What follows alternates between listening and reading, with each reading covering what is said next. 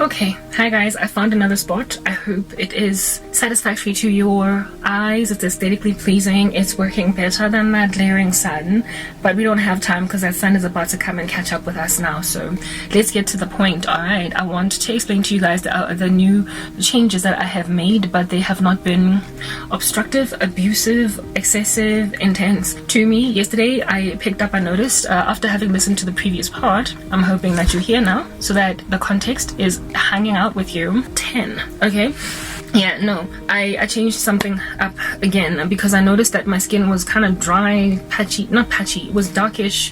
It had a funny little consistency and I didn't even know what was going on. You guys will recall in the previous parts that I had purchased like that collagen cream that has niacinamide in it, hyaluronic acid and collagen, 24K gold, etc. moisturizer. I didn't want to go back on benzoyl peroxide, etc. You've got the context, please go check it out.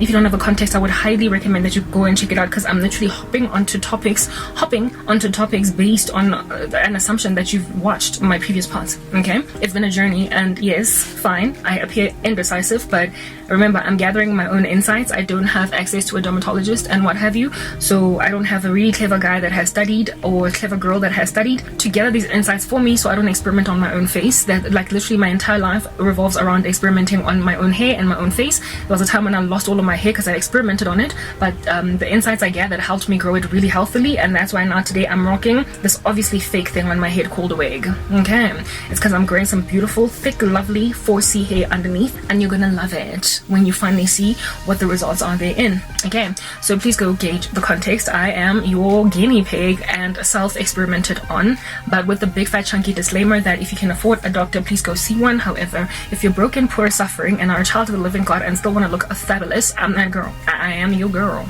Okay, cool beans and bananas. Now, I've changed up my skincare routine. Nothing intense. What has changed is the layering, and I don't know if you can see the difference, you guys, but y'all are probably like, oh, but you look the same as yesterday. I see it, okay? I see it. Not only that, for me it's about comfort. It's about disquiet. Like if I've got disquiet, if I've got irritation or anything of that nature, I'm trying to switch it up because I want skincare that makes me feel all throughout the day like nothing's going on, like there's nothing. You know, when you have got bad acne, like you have just gotten a new, like, random on here, you can feel that it's kind of inflamed. It feels like it's got a beating heart. It feels like it has a pulse. It's like boom boom boom all day, so you know you have acne and you can't stop scratching at it.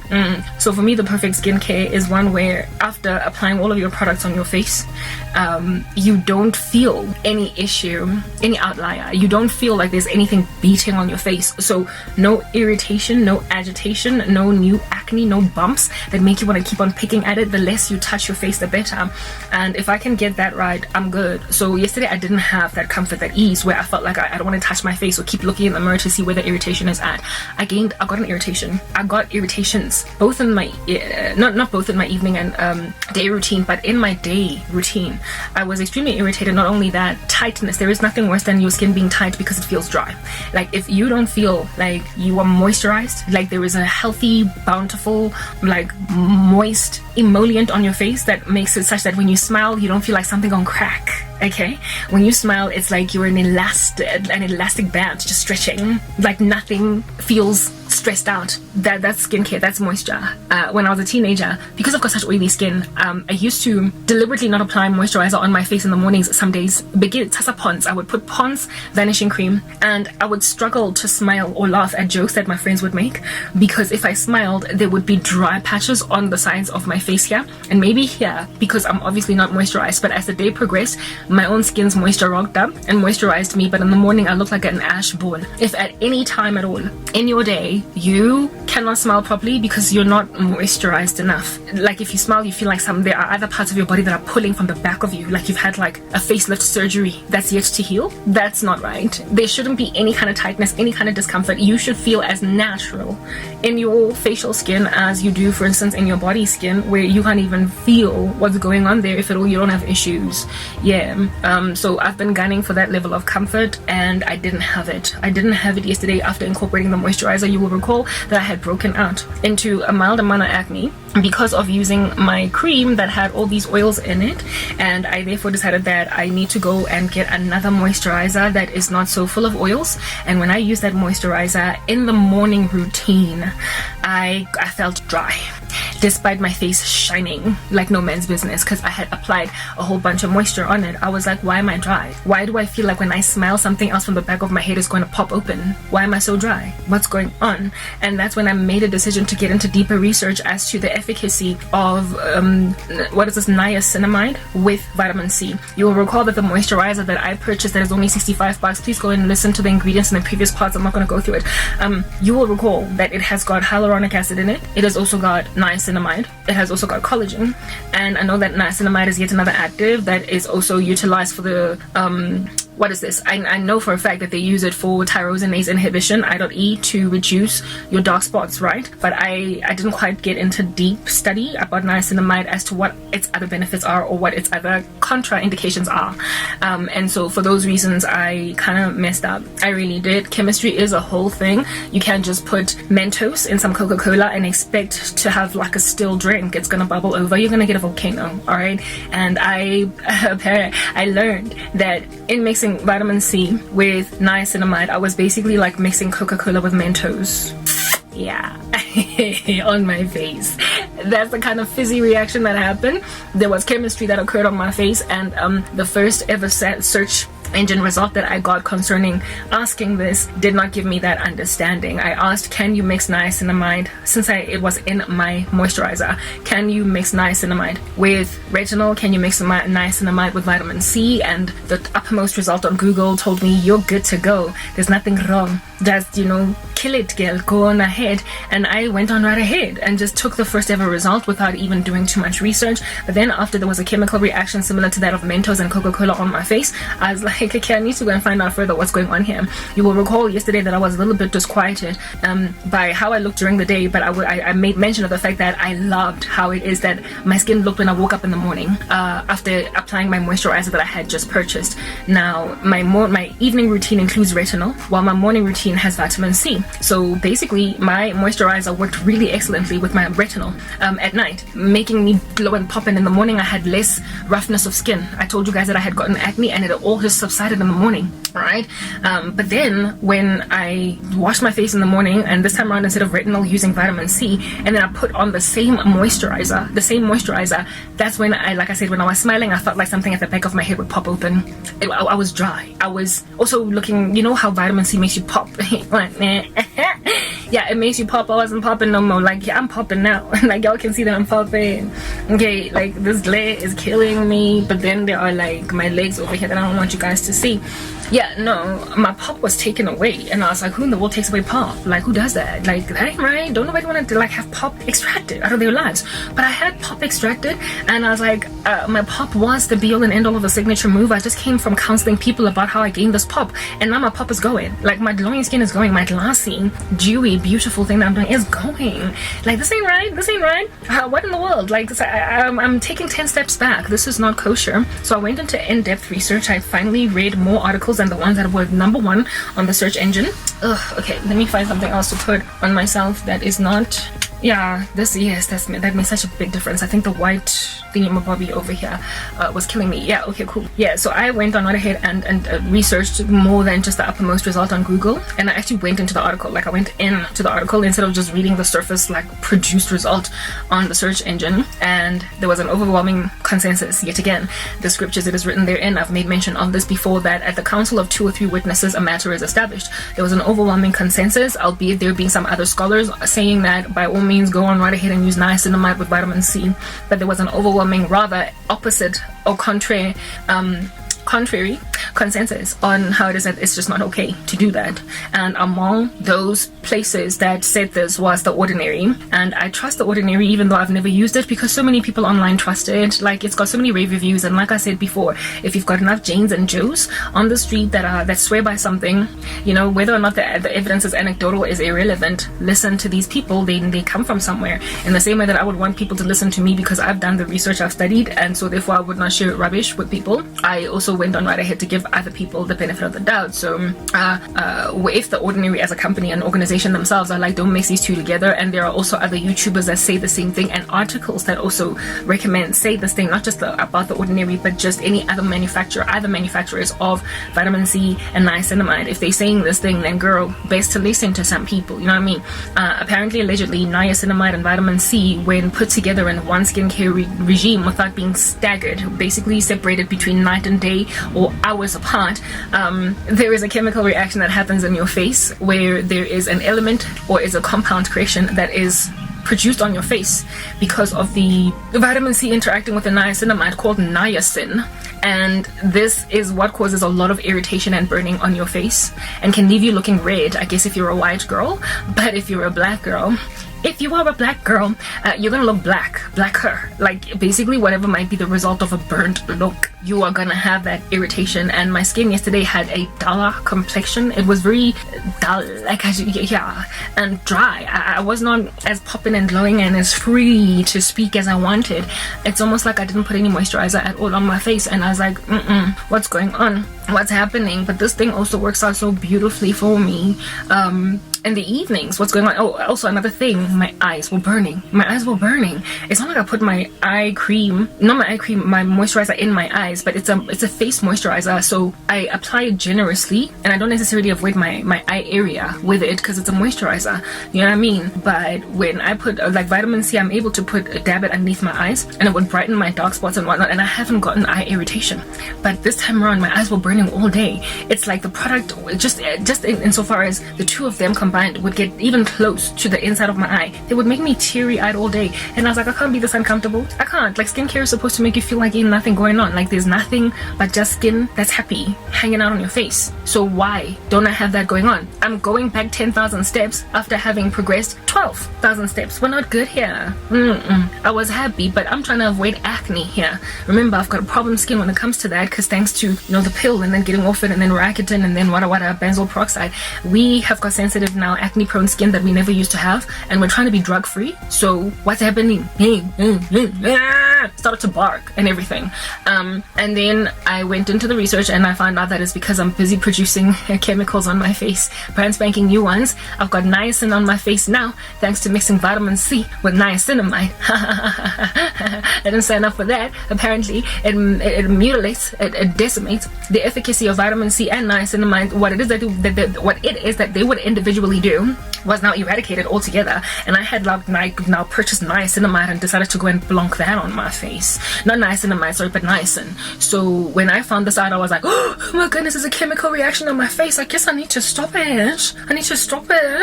Okay. And so, but however, I went in again to research. Okay, so in the evenings I use retinol. Is it okay to use niacinamide in the same skincare routine in close proximity to each other with retinol? And lo and behold, it confirmed my suspicions, because my face ratified what I was being counseled, in the sense that when I used the retinol with the niacinamide, the next day's results, when I woke up in the morning, I looked so dewy, so beautiful. It's like I didn't even have to wash my face. Okay, the way that I looked so good that I didn't even want to wash my face. I felt like if it ain't broke, don't fix it. Like I want whatever's going on in my face to carry on happening. That was night before, right? But then with the vitamin C, it was really terrible. So online, apparently, not allegedly, I think I have confirmed this, even with the results on my face, retinol with niacinamide is okay. Apparently sometimes they even mix them in the same serum or cream or moisturizer. So I was like, okay, so that's why I looked so good in the evenings but looked so dull during the day, albeit having put vitamin C on, which is generally very brightening and very glowy, like giving you that shine and that splendor. So I decided to then make sure that I leave out my my moisturizer, the collagen moisturizer that I purchased, this one. Yeah, I leave it out in the morning routine, but then use it in the evening routine. But then I was like, okay, look, I bought this moisturizer to avoid acne on my face, because I did not want to go and use benzoyl peroxide, but my other moisturizer brought acne on my face. What's going on?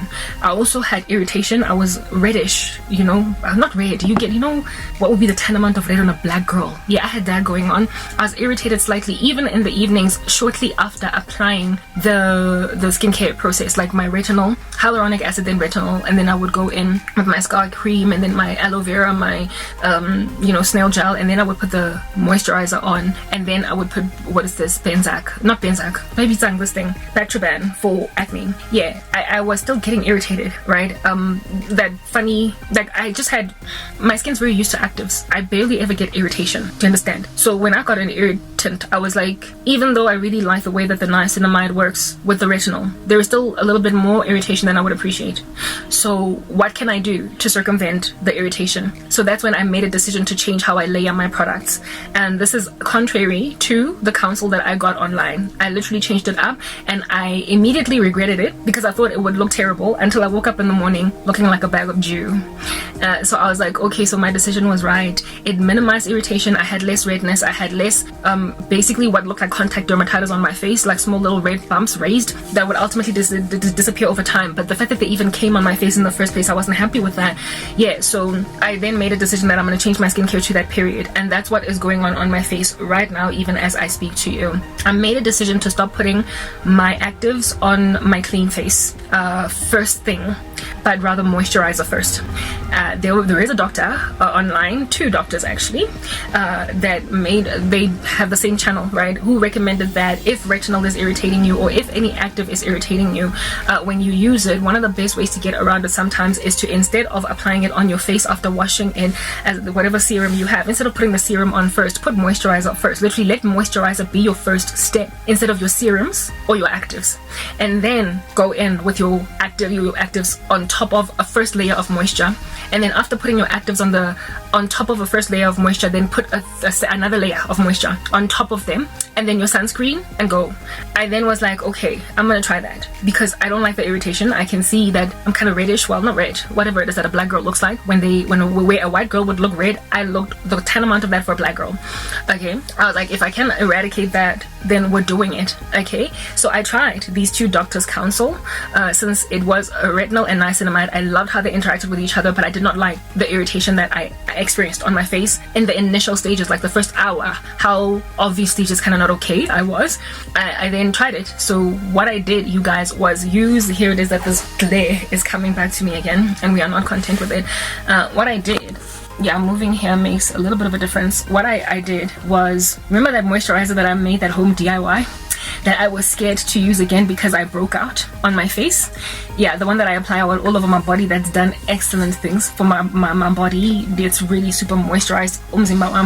Yeah, my body butter, my homemade body butter, I stopped using that for like a day or 2, and I was kind of sad about that because I was like, but I really want the benefits that it's giving my skin, on my body, on my face, because it's really very nourishing and healing, regenerative. It pops my body skin, so I mean, why not on my face? But my face is sensitive, it's acne prone, so yeah, it's fine, we'll take it in our stride. We bought another moisturizer. I made a decision that after taking a shower last night, I moisturize my body first on damp skin.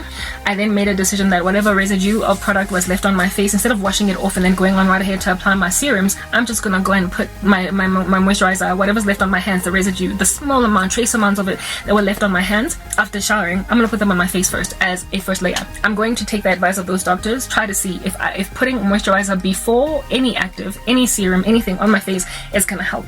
I also know that hyaluronic acid draws moisture from the skin, right? So for me, putting hyaluronic acid first basically kind of, I believe, subjugates me to the likely risk that it would try and suck moisture from my actual skin. So if I put hyaluronic acid in the middle of 2 layers of moisture, can you imagine how many options it'll have to take moisture from?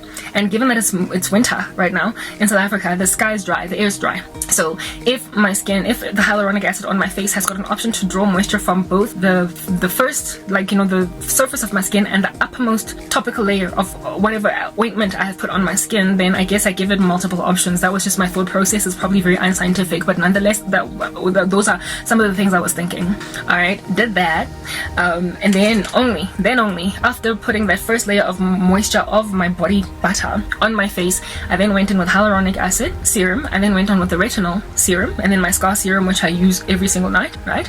And then I did the rest of my skincare routine on that already moisturized skin. I felt felt like I was going to regret it. I kept on saying to myself, I'm going to regret this, I'm going to regret this, I shouldn't have changed, because ever since using the moisturizer that I purchased, I wasn't getting any new acne. So for me, I was like, I'm going to bring acne back on my face. Oh god, well, you're dumb. But I experimented anyway, right? That is what I did. So I put on my aloe gel and then my snail gel from Saltone. Guys, the way that the snail gel closes pores, and so too does the aloe, the two of them, the way that it has such a tightening effect on the skin, it just made so much more sense to put it on top of a moisturizer for that dewy skin instead of the moisturizer on top. Because when you put the moisturizer on top of that aloe cream, right, the oily moisturizer, the one that I made with my body butter, it has this effect of kind of reopening your pores again after they get tightened by the ingredients in these two products. And I noticed that by putting my moisturizer first, the tightening effects of these gels, because that's what they do, they tighten pores, they maintain because they're uppermost. I was like, whoa, but don't speak too soon, right? So I put those on, and then because it was evening, then only I went in with the second layer of moisture, this niacinamide stuff. But this time around I avoided my eyes. Like I applied in fact everything that I applied on my face other than the first original moisturizer, I avoided my eye area because I told you that my eyes were burning, right? So I avoided my eye area, like my eyelids alongside underneath my eyes, this whole circle around my eyes. I completely avoided putting any like products there at all other than the original baseline first #1 moisturizer that I put after showering. It took away the burning altogether, right? So I was grateful for that. Applied this collagen like whatever moisturizer on my face as that second last layer. I remember I am trying to combat acne, so I can never go without Bactroban. Then my final step was Bactroban, and when I looked at my face I was like, I'm gonna break out because I put 2 layers of moisturizer on my face. I'm going to break out because my skin is gonna be like too much moisture. I'm gonna pop out a pimple. But I was like, it's too late now, and I'm not gonna go wash my face out of regret, because then that's likely gonna create irritation, more irritation, contact dermatitis, blah blah blah. I'm not doing it. So we're just gonna have to wake up in the morning and see what happens. I thought I was gonna regret it, guys. I literally thought I was gonna regret it, and then I woke up and my skin was not only popping, not only was it dewy, also the irritation that I got last night from mixing niacinamide with the retinol and putting this moisturizer on top. I told you the skincare routine that I had changed up when I was wearing that other Scary Spice wig. Yes, I told myself that I noticed that the irritation I got last night was not there. I was not reddish anymore, so it eliminated the irritation. That was one of my goals. But the other one, which is the primary be all and end all of a goal when it comes to skincare for me, is to avoid acne. So here it is that I put a moisturizer that I imagined gave me acne again, and it did prosper to simmer down the irritation on my face. But what's the point of simmering down irritation and then tomorrow morning waking up with like big fat chunky acne bubbles? So I was scared until I woke up in the morning, and the results were excellent. Let's move to the next part and hopefully the final one to explain to you what in the world happened.